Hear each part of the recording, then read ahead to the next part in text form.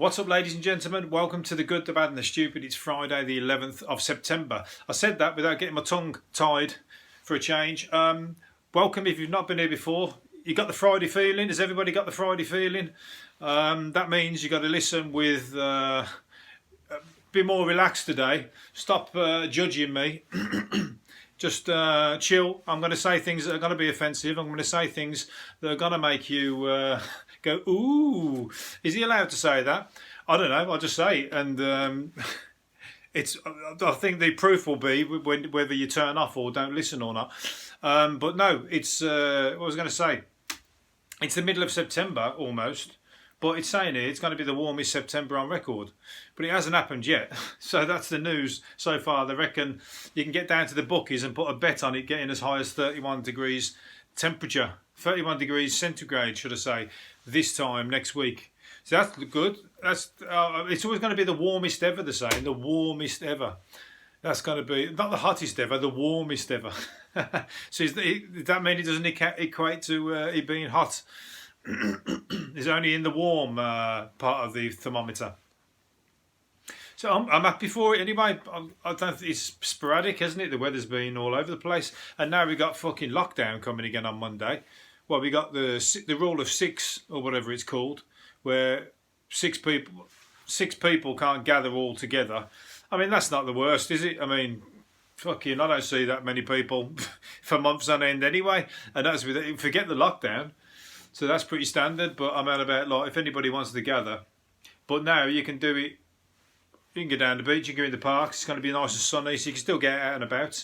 You just have to have 6 over there and 6 miles over there, and then you can still shout to each other. Maybe I was going to say throw a fucking frisbee to each other then, but you'd be throwing COVID-19 back and forth, wouldn't you? So maybe you can't do that. Not unless you can quickly hand sanitize your hands in between each throw. Maybe that one be slightly allowed. But we haven't got to the stage yet, like in Spain. Spain are making everybody, wherever you are, wear a mask outdoors, wherever you are. I don't know whether that one really makes any difference. I mean, it's not travelling through the air, is it? I mean, I get it if like everyone's in crowds and that. And I guess if you're in a crowd or you're not in a crowd, it's very hard to judge it. So you're better off just doing everything in one go. But that'd be shit when you're having to walk around with it all day, every day, outside. Because... I mean, I'm fussed. I'll wear it. I'll wear the mask around the shops and that, but it does get a little bit fucking, a little bit uncomfortable. If it's warm, anyway. But I look cool in mine. I got a black one, and I wear my black shades, so I look like I'm robbing the place. You got to at least try and look good when you're doing it. You can't just look like. I hate them blue ones. I don't like them blue medical surgical ones. I've got to try and get something a little bit different. Them, the throwaway ones. I mean, you got to use them. I have used them, but I fucking forgot one. I had to buy some, but I'd rather try and wear something that looks a little bit better. If you got to wear them, I'll be some people. Has anybody got Versace ones yet, or fucking Gucci ones? I'm sure they must be out and about. Nike, all that. There's got to be some. I know there's a supermarket open somewhere, and it's all COVID products. The shop's called COVID-19, so they got COVID masks. They probably got pants like with COVID written at the top instead of what's it called? Calvin Klein. You got COVID Klein. You got all that. What else do they have? Everything. T-shirts. Frankie says, "Fucking wear a mask" or some shit like that. COVID-19 T-shirt across it. You got all that. Someone's capitalising on it. You might as well fucking make the most of it. Everybody's losing jobs left, right, and centre. You've got to come up with another way of creating money. So, I mean, all the florists are fucking doing a good turn because they're supplying all the fucking funerals. Funerals are doing all good. You got to find a way that makes money in the shit times. That's how you get ahead in life. I haven't thought of one yet, but. Things have been. I've sold a lot of stuff online, which is it's worked for me in a little way because I've cleared loads of shit out of fucking stuff that I didn't want. I thought I'll just do that. I can't work, so I'll do that, and it worked. And I'm not making any money off this podcast. Beggar's belief. I know you can't believe that. You must be thinking this guy's rich off this. This is one of the best things I've ever heard. But you're wrong. You'd be wrong because I don't earn a fucking penny off it. This is all for the love. I don't know what the fuck I do it for. Because I've got a lot to say, I think. That's what it is. I've got a lot to say, and I've got nowhere to say it. It's either that or go up London, Speaker's Corner, up on the ladder. You know, when everybody's shouting to all the crowds and that, talking. I don't know why they do that. I know they get to learn how to talk, how to be outdoors and talk to crowds, maybe. That might be the reason, but for any other reason, it's pointless. There's about 20 people around watching you. Apart from that, nobody takes anything away from it. It's just you shouting from the top of a stepladder. You know, you might as well fucking do that while you're decorating your house, decorating your ceiling. Anyway, Brits, if you had a superpower, if Brits could choose a superpower, invisibility would be their choice. Is that the way I've said that right? Brits would prefer invisibility to any other superpower. That's over reading minds, flying at the speed of light. 2,000 people, the vast 2,000 people, followed by having X-ray vision and laser beam eyes. Invisibility. Oh, well, it'd be good if you could turn it on and off, not just be permanently invisible. Yeah, it'd be good if you could just. That'd be pretty cool. Pretty cool. Reading minds. I don't know if I want to read minds. That'd piss me off. Imagine if you're reading minds. Imagine if like you're sitting down having a drink with somebody and like you're having a good time. All of a sudden, you start hearing them saying what a prick you are in their own mind. But they're talking to you, being all nice to you, and then they're going, "Oh, fucking can't wait to get away from this fucking arsehole. He talks a right load of shit." You know, imagine that. That's all the shit that you start picking up, all that, wouldn't you? Or on a date, and she's like saying all like thinking all nasty things about you, and so on. You know, I don't think it'd be too good. You're better off just invisibility is better for both, because you can be invisible. You can go into their house after they've been for a drink with you, and listen to them slag you off with their partner. And if they do, then you can set them up by fucking leaving porn mags under the bed, or writing a woman's number and putting it in his pocket, something like that, and stitch him back up for being an arsehole. Yeah, so invisibility, I'll take that one. And you can dodge the, you know, for me, even better, you can dodge the fucking bailiffs. You can just sit in your house and not have to hide around the curtains. You don't have to hide from the door. You can just be invisible, just disappear. You can get onto plane. Well, I don't know if you get onto planes. You'd have to get onto. I don't know how you get onto plane, but you get onto fucking ships and everything. When you, if you're going to get on the ship, you can travel for free. Tell you what, there's loads of perks. I'll tell you what, I might have to look into that, see if it's possible. The best invisibility I ever saw was in that film. What the fuck's that film? With Ben Stiller in, when they've all got shit superpowers. One of them's invisible, but he's only invisible when you're not looking at him. And he does go invisible, but it doesn't make no difference, because when you're looking at him, he's not invisible. But when you look away, he fucking goes invisible. Brilliant. Whoever come up with that idea deserves a fucking good bit of money for that comedy idea, because it's clever. Speaking of blokes in the pub, the bloke in the pub, he can read this guy's mind who's sweating on getting around in, and his name's Andrew, because Andrews are the worst at getting around in, apparently. Everybody knows an Andrew, and everybody knows he doesn't get his fucking round in. Andrew, if you're listening, yes, you, that's right. Blokes called Andrew are officially the nation's worst round dodgers. Fucking too right they are. And there's plenty more other names as well than that. But anyway, 23% of parched pals in the southwest put Andrews top of the survey to find the worst offenders. They got all the tricks, haven't they? They go to the toilet. They disappear to the toilet when they're round. The worst is walking into a pub when there's 10 of you. The worst is getting the first one.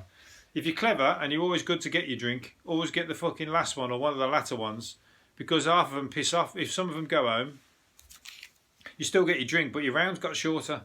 So that's all right. But if you get the first one and there's 10 of you all just rocked up, you're never going to recoup that. You're at a loss straight off. Buskers reckon their racket is the key to getting rid of seagulls, getting psychotic seagulls out of the town centre. I tell you what, they get fucking me and a few other people out of the town centre as well. Some buskers are brilliant. Don't get me wrong, buskers are what makes the fucking town centres, but some of them are terrible and they're fucking too loud.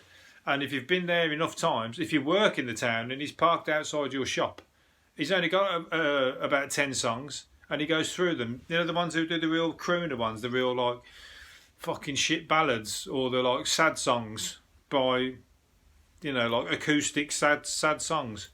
Don't want to hear it. Don't want to hear it. You want to hear some fucking funk and soul on the high street? Get some James Brown moves on. You'll be getting money fucking chucked at you. You'll be getting like, you know, left, right, and centre, and have more of a wide range. Just coming out with the same 10 songs to the same people on the same high street. No wonder you're not picking up any money.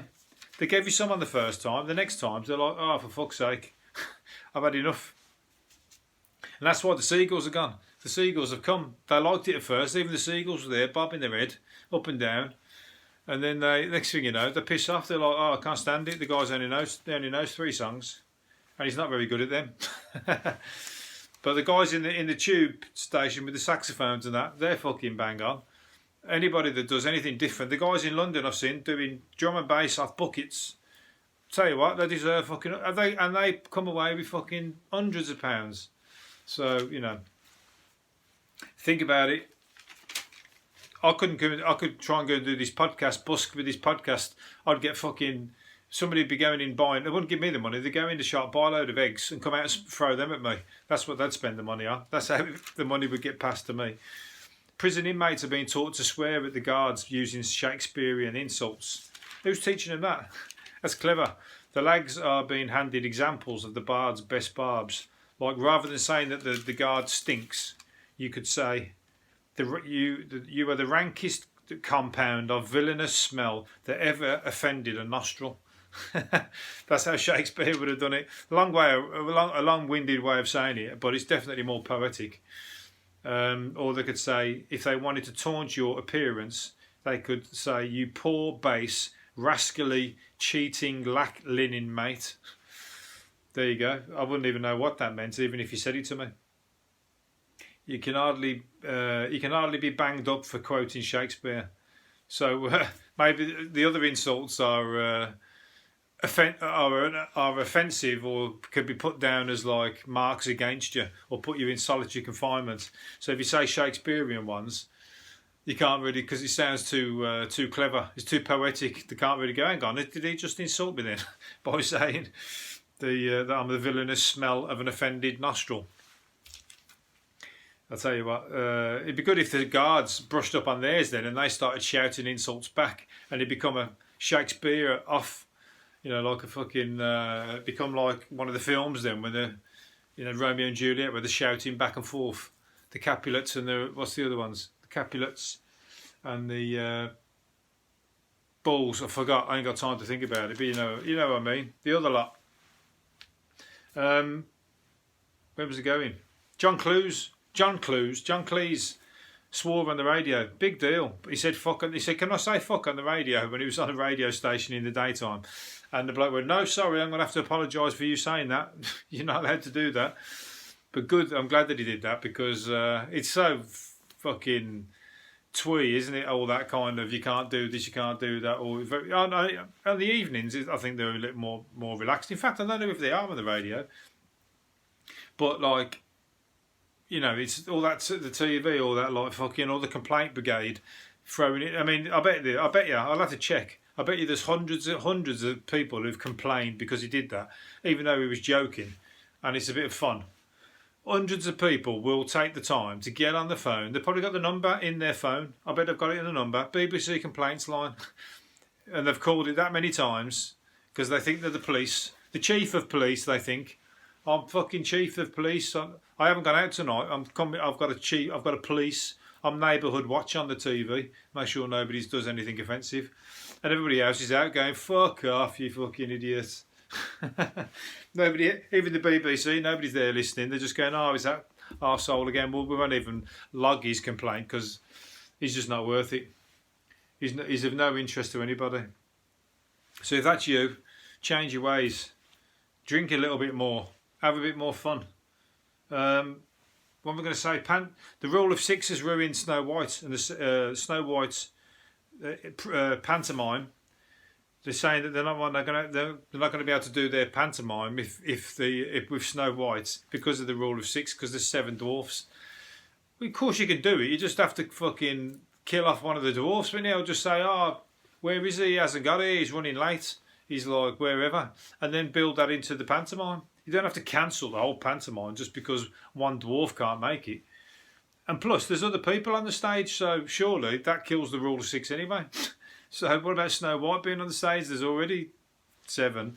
So you can't just say it's just down to the dwarfs. But otherwise, you just have to just say, look, there's 3 dwarfs, the Snow White, and there's the huntsman, and I don't know who the other one, the Wicked Witch, and just get on with it. Everybody's got to fucking diversify. Otherwise, you're going to lose money, and people will still go. People will just understand it and just like something to tell the kids, and years in the future, you go, oh, I remember watching this, and it was shit. There was only 4 people. There weren't even a fucking ugly sister. Well, maybe that was me sitting in the front row. If you are an ugly sister, of course. I'm sure you're not. I doubt very much that anybody of any kind of ugliness listens to my podcast. It's only beautiful people that find this. Beautiful and intelligent people that I seem to attract. Which is good, because that's you. Right, I'm going to leave it there. Apart from, I'm going to do 2 more. I'm going to do 2 more. A mum of 5 has spent £8,000 eating on talcum powder, which she eats. She buys talcum powder to eat it. I tell you what, you got to get a better addiction than that. That £8,000 could have been spent on cocaine, and you could have had a fucking party and had the time of your life. Maybe, if you're into that sort of thing. You bought talcum powder and you're eating it, £8,000 worth. That ain't no fun, and it's probably more dangerous than cocaine. I'm sorry, but if you're going to get a habit, make it worthwhile. Have you seen James Brown do that interview when he's fucking completely off his nuts? That is one of the funniest things I've ever seen. At least you'll be funny to people. Maybe you won't. So I mean, some people go different directions, don't they? You could be a car crash and be that kind of drug addict. But I'll tell you what, talcum powder, that eating talcum powder is not impressing anybody. I'm surprised the guy, if that's been on the news, that guy who I've just said, who complains a lot, he'd ring up and complain, even though he'd be saying that's the shittest addiction I've ever heard. Talcum powder's for putting on your bollocks and on your feet. That's what he'd say. I wouldn't say that, of course. Right, last one. There's 3 tons of Indian pilau rice across the motorway. Has been spilled on the motorway in Wiltshire. How much? 3 tons of pilau rice. So if you're expecting to have a curry, you might have to order a Balti and a naan bread because there ain't no pilau rice coming to you, unfortunately. That's like when a cocaine bus goes and all of a sudden the party's dead in all the towns where the cocaine was heading. That's going to happen now with 3 tons of pilau rice. There's all Indian restaurants up and down the country are going to just be going, we've got the curry, we ain't got the rice. You're just going to have to dip your naan bread in it and fucking deal with it. All right, we're in COVID times. Everybody's got to fucking put a pressure, and there can only be 5 of you. 6 of you should have say. So the 7th dwarf is going to have to piss off outdoors. He's going to have to wait and come in on his own. Right, I'm going to leave it there. Hopefully you've enjoyed it, and I'll do another one. Well, I'll be back next week. See you later for now. Bye.